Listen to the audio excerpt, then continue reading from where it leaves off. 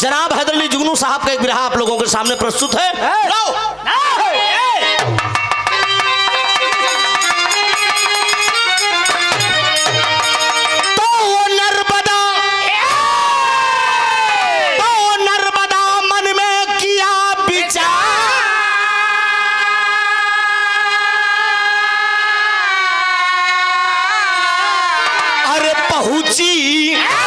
अनसुईया के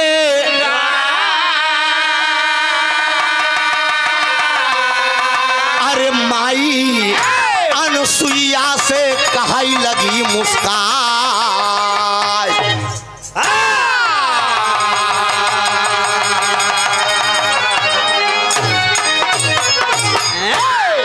ध्यान दीजिएगा बिरहा हम एरिया देख के गाई खेगा जान ले।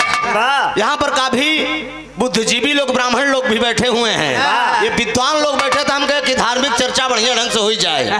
जरा ये ध्यान दे, एक बार नर्मदा अपने कुटिया में बैठी है दोस्त, नर्मदा अपने कुटिया में बैठी बा, मन में विचार कर रही कि साला मरे के बाद स्वर्ग इंसान जाता है कोई मतलब नहीं है, कहे ना हम जीते जिंदगी स्वर्ग जाई। अरे जब जीते जिंदगी जाप तो कुछ नजारा होकर अलग ही रही गुरुजी। देखा माई अनसुईया के कुटिया के पास पहुंच गई और कहा गावे कि तर्ज बाए मां ई कवाली के हमारे अखाड़ा के स्वर्गीय हाफिज चंचल गावत रहे लगे। अरे दाई हलीमा गावई, अरे दाई हलीमा गावई लोरिया झूलो झूलो रे मुहम्मद झूलना झूलो झूलो रे मुहम्मद झूलना झूलो झूलो रे मुहम्मद झूलना। दाई हलीमा गावई लोरिया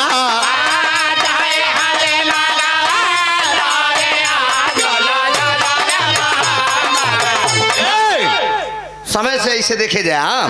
गाना में ध्यान दें आप सुन दोस्त। अरे माई अनसुईया जी के आंगना, माई अनसुईया जी के आंगना आई आई है बेचारी लेके कामना, आई आई है बेचारी लेके कामना, आई आई है बेचारी लेके कामना।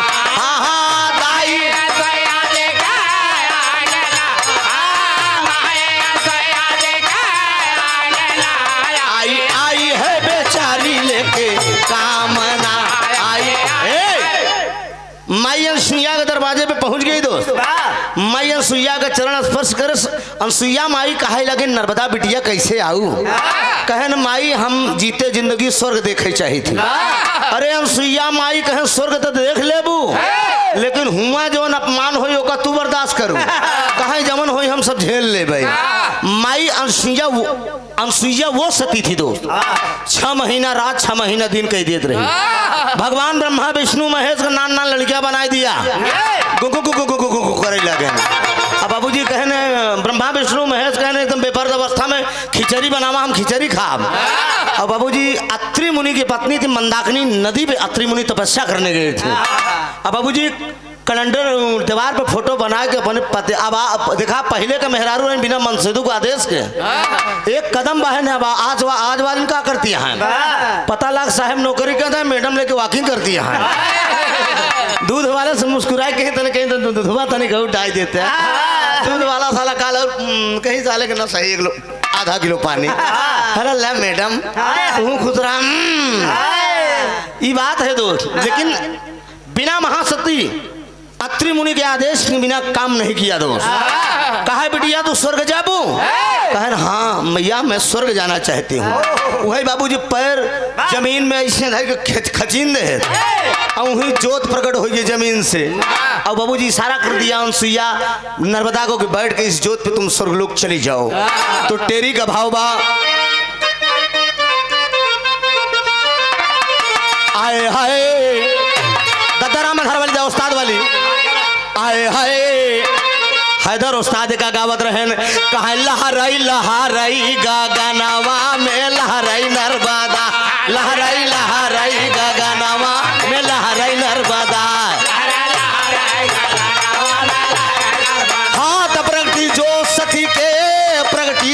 सती के, प्रगटी जो सती के, प्रगटी जो सती अनसुईया के चरणवा गगनवा में लहराई नर्मदा।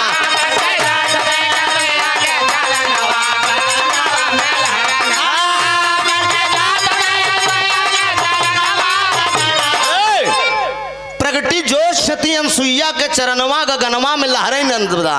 कहे अनसुईया के कमल चरण से प्रगटी ज्योति भई उजिया। चली नर्मदा स्वर्ग लोक के, जोत के ऊपर होके सवा। पहुंच गई है स्वर्ग लोक में, इंद्र का जहां लगा दरबार। नचैया सरा झूम झूम के, नचैया सरा झूम झूम के, जहां पायल कई भाई झनका। नचैया सरा झूम झूम के, जहां पायल कई भाई झनका।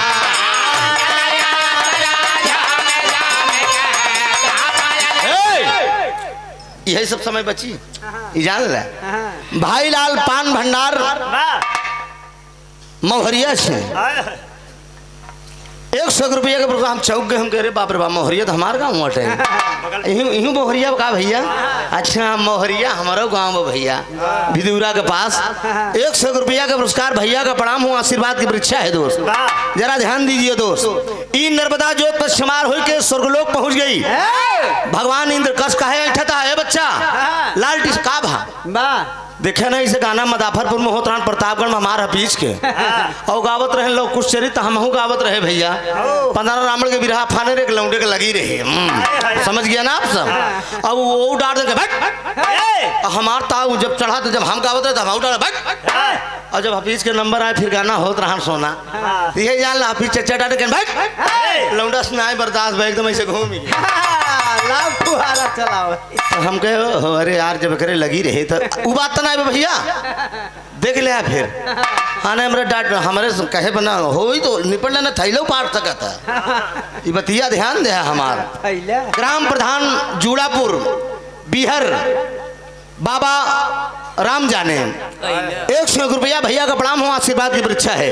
भगवान ब्रह्मा विष्णु महेश तमाम देवता बैठे हैं दोस्त, तमाम ऋषि मुनि बैठे हैं। अप्सराएं मुजरा कर रही, एक किनारे नर्मदा खड़ी है। एक किनारे नर्मदा खड़ी है कहे हो यही स्वर्ग लोक या अप्सराएं मुजरा कर रही है। गावत का यहाँ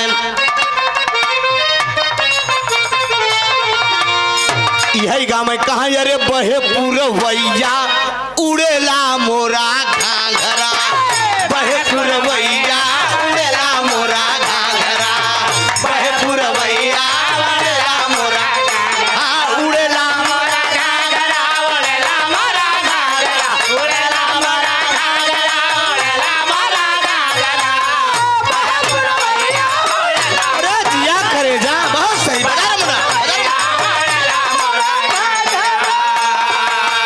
बैरी पवनवा रे बैरी पवनवा हाँ बैरी पवनवा मदनवा जगाए। बैरी पवनवा मदनवा जगाए। बैरी पवनवा मदनवा जगाए। हाँ बही बही जाला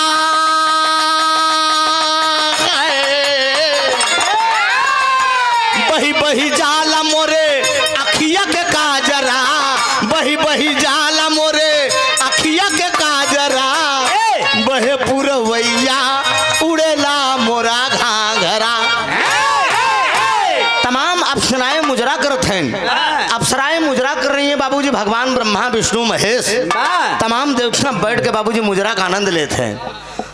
नर्मदा कहा जाए कि यही क्या दिक्कत है तनिक बढ़ा देन कर दो देखा इनकर बढ़ावा। हेलो और तो ना चाहिए हेलो चाहिए थोड़ा सा चाहिए भैया ले ले वगैरह चाह वगैरह तो हेलो ठीक है ना?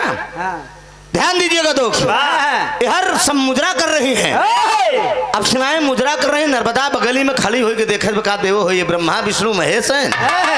अप्सरा मुजरा कर रहे थे ना, सब मस्त हैं। इतने में बाबूजी एकदम मुजरा खत्म हुआ। और जब मुजरा खत्म हुआ तो हुआ क्या, सभा है ना, सभा विसर्जन हुई, देवगढ़ कैले हैं प्रस्थान। अरे खड़ी नर्मदा रही अकेले, अरे मन में करे गुनान हो। अरे राम गगनवा में लहर नर्मदा, अरे तबले इंद्र देव का पड़ गया जाय नयनवा।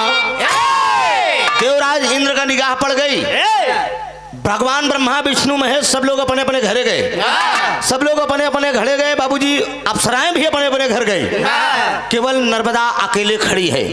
उस महफिल में नर्मदा अकेले खड़ी है। देवराज उठ के बाबूजी इंद्र महाराज जब सिंहासन से जाने लगे, निगाह पड़ गई कि अरे बाप रे बाप, ये स्वर्गलोक के अंदर ये लड़की कौन है। इशारा कर दिया देवराज इंद्र जी, ए लड़की इधर आओ, कौन हो तुम? अरे बाप रे बाप, नर्मदा हाथ उठाए के कहा कि हम नर्मदा है, मृतलोक से आई है। देवराज इंद्र बोल दिए कि तुम्हें कौन भेजा है?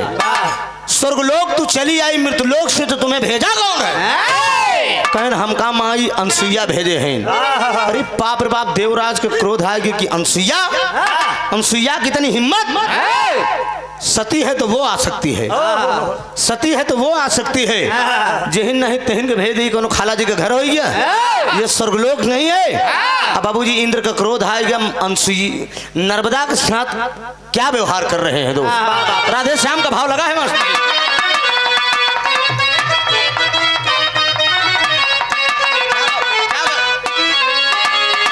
और बढ़िया देखा जैसे जिया मास्टर, बहुत अच्छा मास्टर है। सुन नारी नर्मदा नालायक, सुन नारी नर्मदा नालायक, विधि का ना कुछ सम्मान। और इस तन में इंद्रासन आकर, इस तन में इंद्रासन आकर, तुम देवों का अपमान किया। इस तन में इंद्रासन आकर तुम देवों का अपमान किया।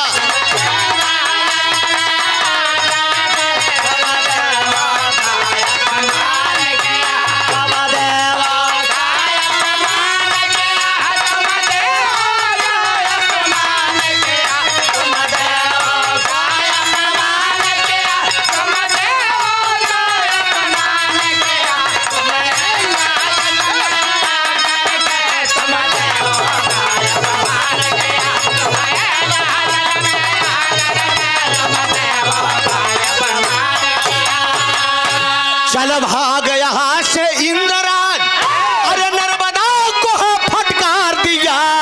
और नारी शक्ति को भूल गए, नारी शक्ति को भूल गए, शरणों से ठोक मार दिया। नारी शक्ति को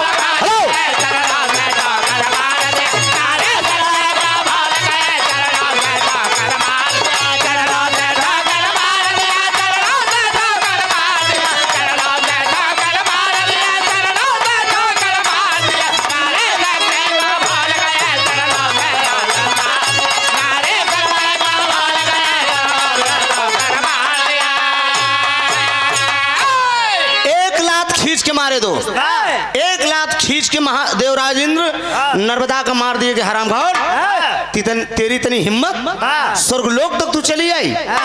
ये सतियों का आदेश, महासतियों का आदेश है यहाँ पे। अब बाबूजी जब एक लात इंद्र महाराज मारे तो स्वर्गलोक से सीधे मृतलोक की तरफ आ रही है। आवाज देते चलिए, अरे माँ, माँ मुझे बचाओ। अनसुईया माई समझ गई कि कोनो घटना करे साथे घट गई, कोई घटना घट गई, ये स्वर्गलोक गई थी। अब बाबूजी वो जमीन पे गिरे चाहत बा, नर्मदा जमीन पे गिरे चाहत बा। अनसुईया माई अपन आंचल फैलाई दिहन, आंचल फैलाई दिया, कहा आजा मेरी बेटी, आजा मेरी गोद में। अब बाबूजी जब अनसुईया का गोद में नर्मदा आवत है तो रोने लगी दोस्त। और जब रोने लगी तो अनसुईया पूछे थे कि बिटिया का बात है, क्यों रो रही हो तुम? कहा माई हम स्वर्गलोक गई थी, मैं स्वर्गलोक गई थी, वहाँ नारियों का सम्मान नहीं है। और जहाँ याद रखिए दोस्त, जहाँ नारियों की सम्मान नहीं वहाँ देवताओं का वास नहीं, जहाँ नारियों की कीमत नहीं। कहा वो स्वर्गलोक केवल नाव के है माई, वहाँ नारियों की पूजा नहीं होती है। कहन तब कहन हमें ये अपमान का बदला ले। एक बात की तर्ज में डॉक्टर,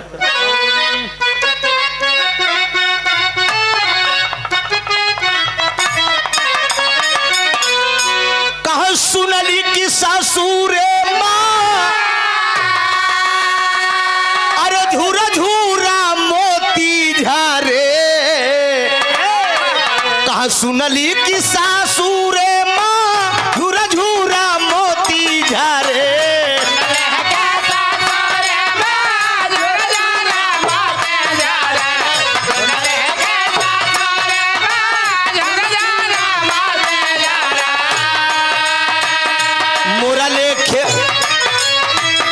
मोरा लेखे से तू आशा बनवाए बाबूजी, मोरा लेखे से तू आशा बनवाए बाबूजी।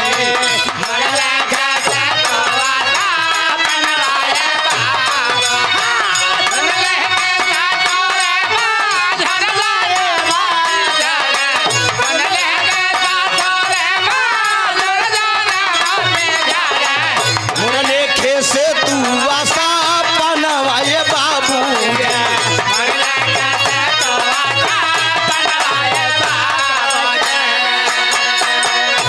माई अनसुईया से वो नर्मदा कह रही बाबूजी कि होई के अपमानित बेटी, अरे होई के अपमानित बेटी आईली धारा दिया पे।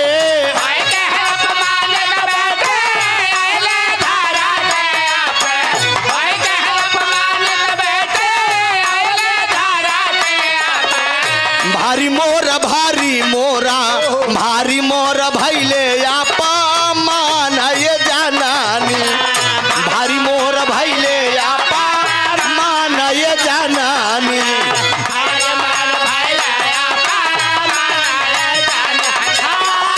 भारी मोरा भैले आपा मान ये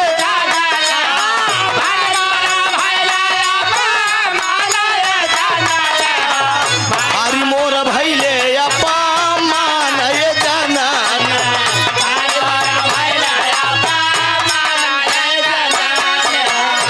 कहा इंद्र महाराज हमके लतवा से मारन हो, नारी कुल का कैले अपमान ये जानानी। माँ देवराज इंद्र स्वर्गलोक में मुझे लाश से मार के भगा दिया, मैं मृतलोक में चली आई आपके आंचल में। ई अपमान का हम बदला ले, नारी क्या चीज होती है। अरे बाप रे बाप, अनसुईया माई कहन तोहरे बस के नहीं बे, तोहरे बस के नहीं बे कि तू इंद्र से बदला ले लेबू। कहा माँ एकरे बरे हमें का करे के होई? कहन ए नर्मदा एकरे बरे तोरे तो का बियाह करे के होई। अरे बाप रे बाप, जब बियाहे का नाम नर्मदा सुनत भी दोस्त, कहा मैया भला भला कौन है जो मुझसे शादी करेगा, भला कौन है जो मुझसे शादी करेगा। हाँ कौन इस अभागन के, हाँ कौन इस अभागन के सूरत पर मरेगा, भला कौन है जो मुझसे शादी करेगा, भला कौन है जो मुझसे शादी करेगा।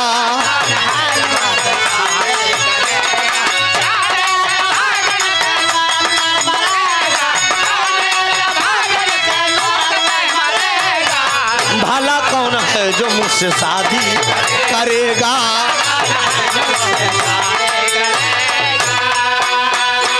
याद रहे दोस्त, अनसुईया माई यही बात कहा कि बिटिया तो के शादी करेगी पड़ी। अनसुईया के बात सुन के नर्मदा कह रही कि माँ मुझसे कौन शादी करेगा, मैं बहुत अभागन हूँ माँ, मुझ अभागन से कौन शादी करेगा। इतने पे अनसुईया माई कहन ए बिटिया तो से तो अच्छे अच्छे बियाह करी हैं। कहन बतावा माँ हमसे के बियाह करी, कौनो जुक्ति बताए तो महतारी अनसुईया माई जुक्ति बतावत कि जाए के बढ़िया इत्मीनान से खाना पीना बनाए ली हो, खाना पीना बनाए के एकदम खाए के बढ़िया इत्मीनान से पूरा शौक श्रृंगार कैली हो, एक बढ़िया शौक श्रृंगार करके जाए के आराम से अपने कुटिया में सोई जाऊ। कहन तब कहन सवेरे जब सोई के उठू, सवेरे जब सोई के उठू तो जब कुटिया का दरवाजा खोलू ना, पहला पहला जैसे भेंट होई, पहला पहला जैसे भेंट होई समझ लो वही तोहार मन से धू रही। अरे बाप रे बाप नर्मदा कहा माई कहूँ ऐसा नहीं कि गधा उधा से भेंट न हो जाए, कोनो कुकुर उकुर से भेंट हो जाए। कहा ना ना ना ना ना ना ना ना ना ई भगवान का नाम लई के, भगवान का नाम लई के और गंगा जल कुटिया में छिड़क दे, इत्मीनान से खाना पीना बनाए के जा सोई जाए श्रृंगार पटार कह के सबोरे उठू बिटिया जमन ऊपर वाला जमन करी सब अच्छा होई, टेंशन न ले एकदम बढ़िया दुल्हा से भेंट होई। आई नर्मदा बाबू हर देखा हर ई नर्मदा अपने मन में सोचते कि बारे दुनिया का मालिक भगवान राम जाने कैसे भेंट होई, राम जाने कोनो पशु पक्षी तो न मिल जाई, इंसान ही रही कि भैया के रही। नर्मदा अपने मन में सोच रहे हर लड़की की ख्वाहिश होता बाबूजी लड़की गाय होती, एक जान औरत गायन होती, इनका बेचारे के जहाँ बांध दो बन जाती। हाँ औरत गाय होती, हाँ गऊ जहाँ बांधा वहीं बन जाती, माई बाप जवन देख दाख के कह दे ही मर्दन भगवान जाने का होती। हाँ चला निकला थे का जनक मोहन से कम बहुत बहुत धन्यवाद है आप सबका, पार्टी के अच्छे हैं सब लोग। दोस्त बोल दिया कहा जा इत्मीनान से सो जा। अब बाबूजी खाना पीना खाई इत्मीनान से सो गई। नर्मदा जब इत्मीनान से सो भी दोस्त सुबह सो के जब उठी तो बाबूजी वह दरवाजा खोले चाहत तब ले वहीं ढेर ऊंचा लगे, वहीं ढेर ऊंचा लगे भाई साहब कि पेवर एकदम कोढ़ चुआ एकदम ऐसा गोईठा शकर बतासी सही लेता। आई नर्मदा जब देखे तो बाबूजी पेवर कोढ़ चुआ तो करे वही कोढ़िया का लगे वही बदन में हाथ लगावे लगी, धीरे धीरे हाथ लगावे लगी और कोढ़िया एकदम शिकोरे एकदम ऐसे ऐठा पड़ा बाटे। इतने में बाबूजी जब मेहरारू का हाथ लगा भैया, जब मेहरारू का हाथ जब लगा कर कोढ़ नर्मदा साफ कर दिया तो करो सुसुराहट देह में बढ़े लगा कोढ़िया कनकनाए। और बाद बाबा पे जब टाप का मेहरारू देखे से तुम गोर गोर गाल ना उठ के कोढ़िया भागा तो को नर्मदा कहा दे अरे तोहर नाम लइके, तोहर नाम लइके, नाम लइके, नाम लइके, ये हमरे हैदर उस्ताद को वर्जना ला। तोहर नाम लइके छोड़ा है जमाना, तोहर नाम लइके छोड़ा है जमाना, तोहर नाम लइके छोड़ा है जमाना।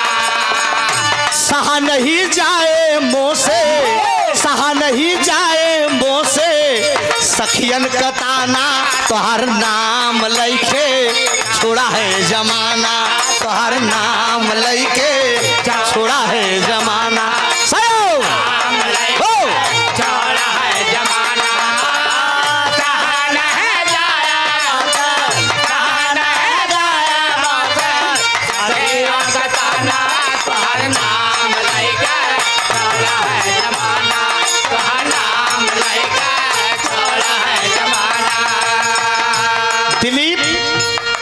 म्यूजिक दैलापुर सिकंदरा 100 रुपया का पुरस्कार बा भैया का प्रणाम हुआ, आशीर्वाद वर्षा है दोस्त। भगवान करे महारानी दीन यादव जी मुगलपुर से 100 रुपया का पुरस्कार बा, ये उस्ताद का लाइन पे देख के। और नर्मदा कहत का बे अखिया शराबी मेरी गलवा गुलाबी मेरी पतली कमर लचके अखियां शराबी मेरी गलवा गुलाबी मेरी पतली कमर लचका अखियां गुलाबी मेरे गलवा गुलाबी मेरे पतले कमर लचका अरे मथवा कभी दिया हराम करे नहीं दिया चम चम चम चम के बिना तोहरा के ना बजे घुंघरू बिना तोहरा के ना बजे घुंघरू यो बिना तोहरा के ना बजे घुंघरू। अरे बाप रे बाप नर्मदा पकड़ लिया कोढ़िया का दोस्त हाय देखा ले ले ले ले ले ले ले शिव कुमार का तरफ से शिव कुमार का माता जी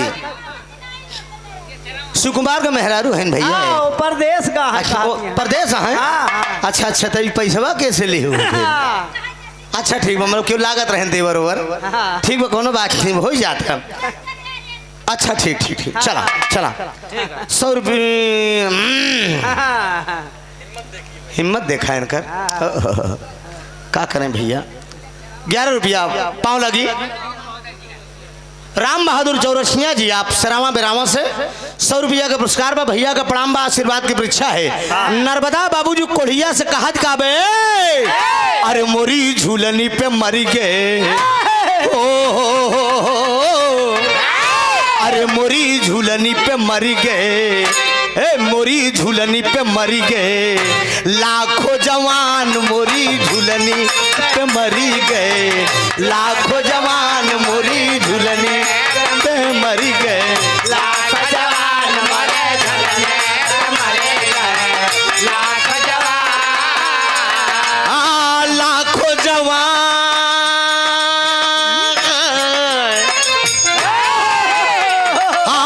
लाखों जवान आई हो लाखों जवान मोरी झूलनी पे मरी गए लाखों जवान मोरी झूलनी पे मरी गए लाख जवान मरे झूलने पे मरे गए लाख जवान गोरे गोरे गालों पे काला काला तिल है गोरे गोरे गालों पे काला काला तिल है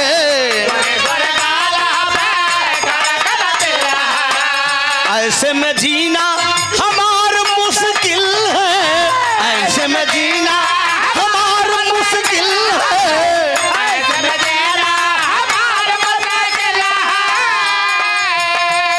अरे केतना न पुरनियन का केतना न पुरनियन का बिगड़ल ईमान मोरी झूलनी पे मरी गए लाखों जवान नर्मदा कहा ए पिया ए तू कहाँ जात है हिया बा अरे बाप रे बाप कोढ़िया कहा हम हाथ जोड़ते कहा ना ना ना ना ना ना ये हाथ जोड़ से काम कहा तब कहा अब हम तुझसे बियाह कर तू हमार मनसेदू है का जान ले अरे बाप रे बाप कोढ़िया कहा हम हाथ जोड़ते तोरे हम तोरे हाथ जोड़ते कोनो नीक बढ़िया सुघर का दुल्हा हेर ले कोनो बढ़िया दुल्हा हेर ले हम कोढ़ी कलंदर आदमी एक बात जान ला डॉक्टर जमन तनी के आंचड़ का इच्छा होती भगवान जाने कैसे राजकुमार भैया कैसे जमन तनी के हेर होती में शकर बतासी उनका मेहरारू बड़ी टाप मिले थी जान ला बल्कि जमन लौंडे तनी शौकीन रहा थे ना उनकर हिसाब कर बढ़ाई जाता बाई दफा जोड़ा कहूँ कहूँ फिट मिल जाता कि मेहरारू टनाटन न मन से टनाटन भैया ही जान ला प्रेम टेंट हाउस चांदपुर रैया से अच्छा 251 रुपया का पुरस्कार हमारे पार्टी के लिए और 251 रुपया का पुरस्कार हमारे बदे पर भैया बहुत बहुत बंधन है अभिनंदन है प्रेम भाई को आप बिरहा के बड़े अच्छे सुख चिंतक हैं कलाकारों के कदरदान हैं दोस्त बंधन है आप सबका कल्लू कोटेदार मुगलपुर नन्हेलाल यादव बसियारा से कितना ले भैया 200 रुपया का पुरस्कार भैया का प्रणाम बा आशीर्वाद की परीक्षा है दोस्त आशीर्वाद दीजिए हम बच्चे अपनी कला में कामयाब हो दोस्त ये बात तने की ध्यान दिया कोढ़िया के पीछे आए दोस्त लग रहे कोढ़िया भागा चला जा रहा है आई नर्मदा एकदम पीछे आए दोस्त नर्मदा पीछे आए कोढ़िया हाथ जोरत बगी हम तू हमारे पीछे न पड़ा कौनो बढ़िया मनसेदू खोज ला। ऐसे में बाबूजी नर्मदा बियाह करे के बात करत बे तने माई अनसुईया आई गई। जब माई अनसुईया आई गई तो कहन कस बेटवा का बात आटे कहे माई हमसे बियाह करे चाहत हैं। कहन मान ले तो फायदन में रहबे।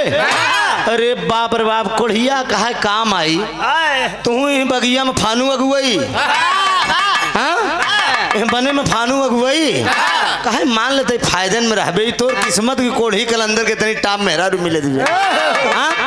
दोस्त याद रहे उसी जंगल के अंदर नर्मदा और कोढ़िया के बियाह कराए दे दोस्त। गंधर्व बियाह हो गया बाबूजी। और जब गंधर्व बियाह हो गया तो कोढ़िया और नर्मदा के जब बियाह हो गया तब कोढ़िया ठनगन फान दे। कहे माई बियाह तो तोहरे कहे पे कैलीन लेकिन अब सुहाग रात न मनाऊ सुहाग रात न मनाऊ ना। अब बाबूजी नर्मदा मुँह लखत के बाबर बाबे सुहाग रात न मनाई बिया कहूँ सुहाग रात न होई कहा ना ना ना ना ना ना ना हम बियाह माई अनसुईया के कहे पे कैली लेकिन हम सुहाग रात न मनाऊ। अब बाबूजी नर्मदा पूछ रही क्या कि स्वामी सुहाग रात क्यों नहीं मनाएंगे क्या बात है। कोढ़िया का है हमारा शर्त बा पहले तो हमका घोड़ैया बैठावा पहले हमका घोड़ैया बैठावा और घोड़ैया बैठा के जितना तीर्थ है सारे तीर्थ के दर्शन करावा हमार कोल ठीक होए तब हम सुहाग रात मनाओ। याद रहे दोस्त मेरी माँ बहनों को बहु बेटियों को एक सीख लेना चाहिए। पति पति होता है दोस्त किसी भी स्थिति में हो किसी भी नालायक हो लेकिन ये मांग 2 चुटकी सिंदूर की कीमत बहुत बड़ी है दोस्त। कुर्बान होना चाहिए बाबूजी। 2 चुटकी के सिंदूर अमर सिंदूर है दोस्त। जिंदगी में बढ़ने का एक सौभाग्य मिलता है दोस्त। कोढ़िया का बात सुन के नर्मदा बोल दे कहा स्वामी एक छोटी सी बात आप कर रहे हैं आप तीर्थों का दर्शन करेंगे मुझसे ना यही इच्छा है आपका ना हम तो के दर्शन कराओ हम दर्शन कराओ। और देखे बाबूजी नर्मदा बैठा के लिए आके चलती कहाँ कहाँ है। हारमोनियम का तनी बढ़ावा भैया कैसा बोलत बा। कोढ़िया लिया के बाबूजी कोढ़िया के लिया के नर्मदा चल रही है। प्रथम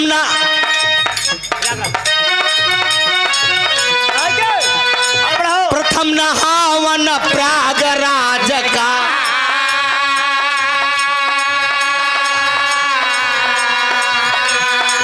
प्रथम नहावन प्रयागराज का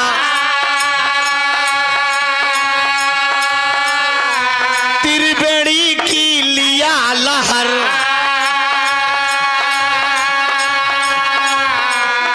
लक्ष्मण झूला ऋषि के सयौ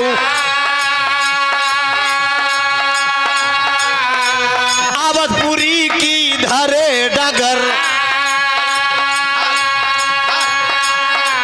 झारखंड बैजू बाबा के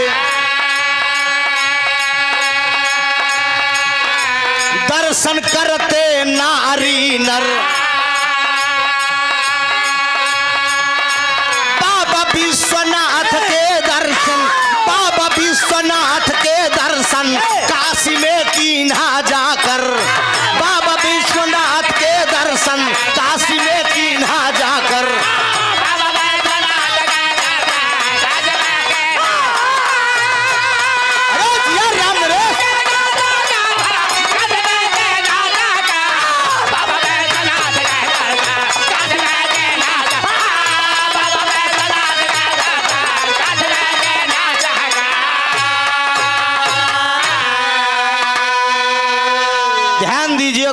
प्रयागराज से होते हुए लक्ष्मण झोला अवधपुरी झारखंड बाबा विश्वनाथ के धाम काशी नगरी में लेकर अपने पति को आ रही है। कोढ़ी पति को घोड़िया बैठाई है लेकिन एक दर्शन बाकी रह गया दोस्त। पतिव्रता अपने पति धर्म पर रहती थी मगसूल पतिव्रता अपने पति धर्म पर रहती थी मगसूल। अरे जेठ मास गई रेगिस्तान में भाई कई गईली भारी भूल हो। अरे राम गगनवा में लहर नर्मदा अरे प्यास से व्याकुल कोढ़िया कहा निकल मोर परनवा दीजिएगा दोस्त, जेठ के महीना में ले जाए रेगिस्तान, बालू का रेता जहाँ है, बालू का रेता में बाबूजी नंगे पांव अपने कोढ़ी पति को लेकर वो नर्मदा चली जा रही है। कोढ़ी पति को बाबूजी घोड़ैया बैठाई है। अब पवन का झकोरा जब मारे भैया, जब करे कोढ़ पे बैठे तो कोढ़िया कहा नर्मदा मैं मर जाऊंगा, नर्मदा मैं मर जाऊंगा। नहीं, हमरे रहते हुए तुम मर जाबे, हमार जिंदगी धिक्कार है पिया। अरे हम उस नती हम यमराज से छीन सकी थी पिया, क्या समझते हैं? अरे गर्व करना चाहिए, आपकी बीवी आपकी पत्नी एक सती है पिया, हमका कौन साधारण औरत समझते हैं का? हम तो के मरे न दे। बालू के रेछे में बाबूजी जेठ के तपत दोपहरिया में नंगे पांव लेकर चली जा रही है। मेरी माँ बहनों को सीख लेना चाहिए, नर्मदा, नर्मदा ऐसी नारी से बाबूजी सीख लेनी चाहिए। जरा ध्यान दीजिए, नंगे पांव चली जा रही है। अब पवन का झकोरा मारे करे कोढ़ पे बैठे बाबूजी, कोढ़िया इसे छटपटा के रह जाए, कोढ़िया छटपटा के रह जाए, एकदम गला सूख रहा का नर्मदा मैं मर जाऊंगा, नर्मदा मैं मर जाऊंगा, थोड़े दिनों के लिए मेहमान हूँ, थोड़े दिनों का मैं मेहमान हूँ नर्मदा, मैं मर जाऊंगा, कोई बढ़िया पति खोज लेना नर्मदा, तुम अपनी जिंदगी मत बेकार करना, तुम अच्छा एक पति खोज लेना, अब बढ़िया इत्मीनान से जिंदगा ना। ए पिया क्या बोला थे आप? अरे आप मेरे स्वामी हैं, आप मेरे पति हैं, मेरे परमेश्वर हैं। अरे जब तुम मर जाबा तो हमारी जिंदगी बेकार ही है। बाबूजी कहते हैं नर्मदा मुझे प्यास लग गई है, थोड़ा सा पानी पिला दो नर्मदा। बाबूजी देखिए, बारे मेरे हिंदुस्तान की नारी अपने पति का पानी खोजने के लिए लई के कटोरा बाबूजी भीख मांगने निकल गई, पानी खोजने के लिए। एक माया का कुटिया बनाए के तीनों देवता के मेहरारू, माई लक्ष्मी, माई सरस्वती, पार्वती, तीनों जने रूप बदल बदल बैठी हैं, सजाए सजाए के घड़ा एकदम ले बैठी हैं बाबूजी। और नर्मदा का क्या पता कि तीनों जने हैं। पहुंच जाती है पास में बाबूजी, और वो कहती क्या है, तर्ज है, यह तर्ज है कि गांव के गोरी चोरी चोरी, अरे गांव के गोरी चोरी चोरी, अरे जब पन घाटी पे जाए, अरे चुनरिया लहर लहर लहराए, चुनरिया लहर लहर लहराए, चुनरिया बारे हैदर अली गुरु सर के मुख से स्थान मिले आपको, नमन है गुरुदेव, उन्हीं के बंदे हैं दोस्त, उन्हीं के बताए रास्ते पर चल रहे हैं। चुनरिया लहर लहर लहराए, चुनरिया लहर लहर लहराए। ले ला भैया, ले ला ले ला।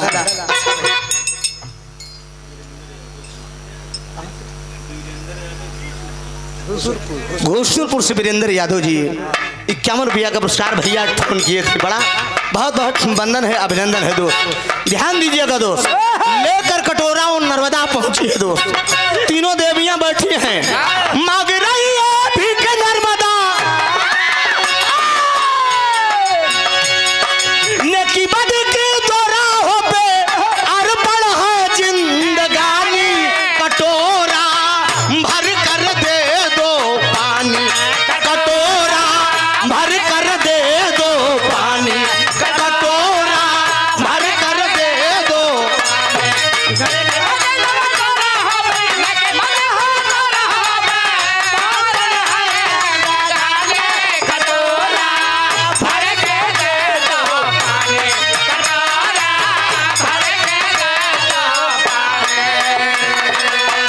कुछ तो करम करिए मुझ पे रहम करिए, कुछ तो करम करो मुझ पे रहम करो, कुछ तो कर्म करो मुझ पे रहम करो, थोड़ा से पानी दे दो हमें जिंदगानी दे दो, थोड़ा से पानी दे दो मुझे जिंदगानी दे दो। थोड़ा सा पानी दे दो हमें जिंदगानी दे दो, भूलूं ना ऐसा तुम्हारा, भूलूं ना ऐसा तुम्हारा, जब तक रही है परानी, कटोरा भर कर दे दो पानी। दीदी मेरा पति कोढ़ी है, मेरा पति कोढ़ी है, हो सके मेरे पति का प्राण निकल जाएगा दीदी, थोड़ा सा पानी दे दीजिए। अरे बाप रे बाप, तीनों देवता का मेहरारू निगाह घुमा के देखे थे, कहन बड़ी भतरासिया, बड़ी भतरासिया मन सेधु के तनी पी रही अगर तो के कटोरा भर पानी चाहिए, एक घड़ा पानी दे, लेकिन हमारो तीनों जने के एक शर्तिया है, हमारो तीनों जने के एक शर्त पे कहा बोला दीदी का शर्तिया है, कहन ई दोनों पैर काट के हमका तीनों जने के दे दे, अपन पैर काट के हमका तीनों जने के दे दे, हमें एक घड़ा पानी दे। देखिए दोस्त, तीनों देवियां नर्मदा का सतीत्व डिगा रही हैं। अब बाबूजी जब पैर के बाद सुनो नर्मदा का है, बस एक छोटी सी बात, हमारे मन सेधु की कीमत ही पैर से लगा। अब बाबूजी नर्मदा बोलती क्या है,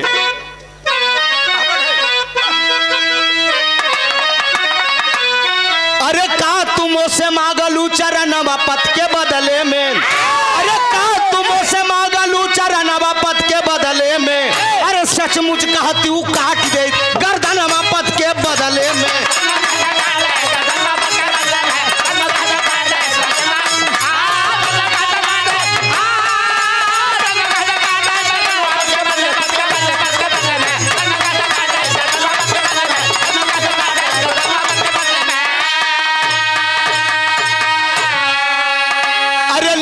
कटारी हाथ नर्मदा, अरे तनिक देर न लाई हो, अरे काट का दोनों पैर अब देखा देवियन का दिया,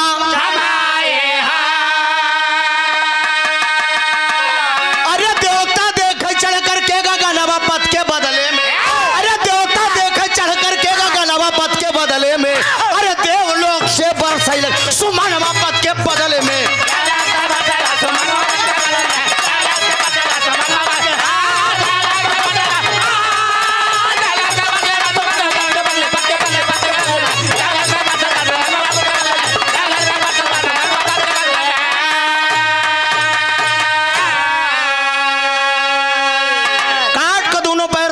बाबूजी काट के दोनों पैर थमा दिया, कहा क्या समझती हो, मेरा पति कोढ़ी है, मेरा पति कोढ़ी है, कलंदर है, कुछ भी हो, लेकिन मेरे लिए मेरा स्वामी है, मेरा भगवान अपने मन से दुबरे जान दे सकी थी जान।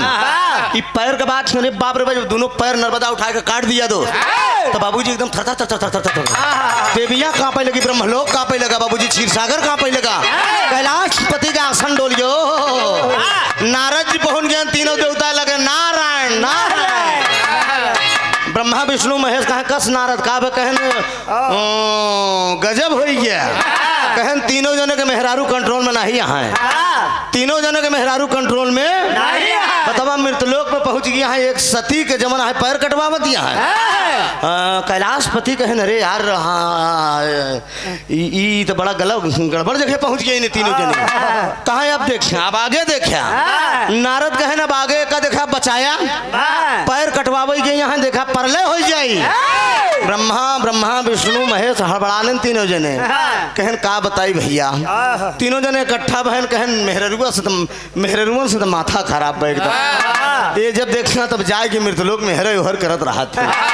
अरे बाप रे बाप, तीनों जने बड़े चक्कर में पड़ गए, बाबूजी पैर कट गया, और उठाए के घड़ा का पानी दे दी दोस्त, और जब घड़ा का पानी दे दी तो नर्मदा थी दोस्त, घड़ा का पानी यहाँ का मारा दहन की, जब पैर कटवाई ले तो अपने मन सेधु को पानी पिलाई न पाई, और जब अपने मन सेधु को पानी पिलाई न पाई तो सतीत्व नष्ट हो जाए, एकरे मन सेधु को कोढ़ ठीक न होई, और जब एकरे मन सेधु को कोढ़ ठीक न होई तो सुहाग रात न होई, और जब सुहाग रात न होई तो एकर सतीत्व नष्ट हो जाए। लेकिन बारे नर्मदा इस बात को सिद्ध कर दिया दोस्त, हर दोनों पैर कटे हैं, दोनों पैर कटा बाबूजी, जब घड़ा का पानी दहन थे दोनों हाथे में भैया नर्मदा थामे, दोनों हाथ से लेकर बाबूजी एक हाथ में करती है, एक हाथ से बाबूजी ऐसे घड़ा दाबत है, और दूसरा हाथ बाबूजी जमीन पर रखती है, दूसरा हाथ जमीन पर रखती है बाबूजी, जो गिठुने के बल नर्मदा जैसे जैसे भैया बढ़ा दिव्या वैसे वैसे चमत्कार होत बा, आखिरी भाम होत का बा,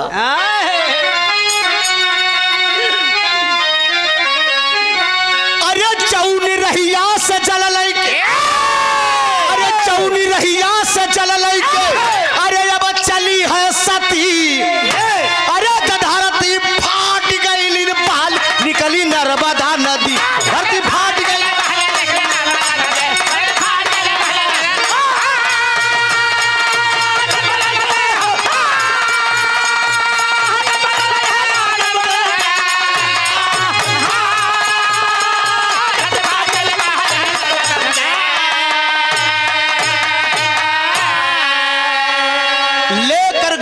बाबूजी घड़े का पानी दाप के गिरने के बाद जब वो आगे बढ़ती है, जैसे जैसे नर्मदा आगे बढ़ा तो इसे पीछे पीछे धरती से फाटक चली गई। और जब धरती से फाटक चली गई बाबूजी, उसी नर्मदा के नाम से रेगिस्तान में एक नदी बही, जो नदी का नाम बा नर्मदा।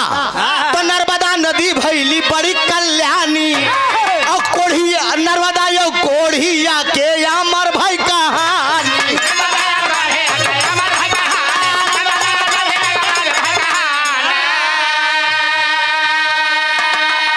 अरे कोढ़िया कामदेव भवा, अरे कोढ़िया कामदेव भवा, अरे नर्मदा होई गई रती, धरती फाटी गई, बहली निकली नर्मदा नदी।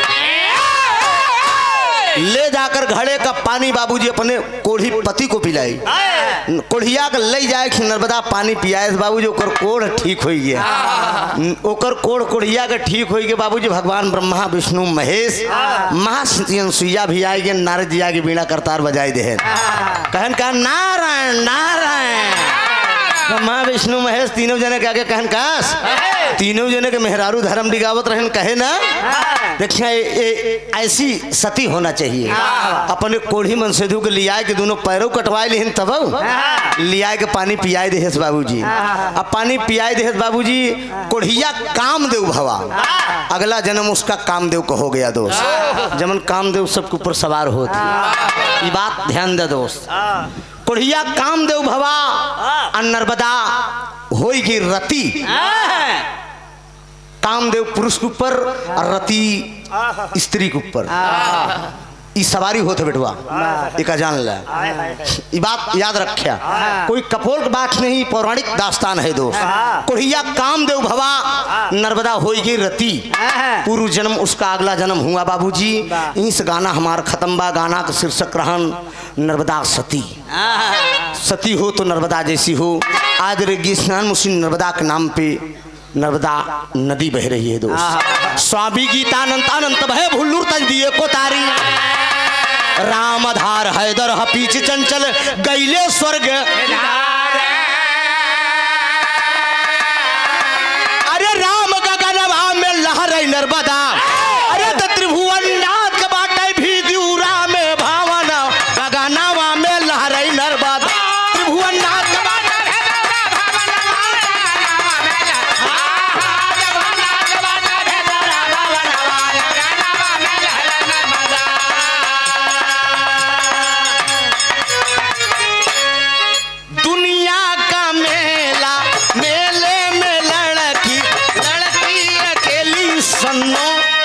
नाम उसका बहुत छिकला करो।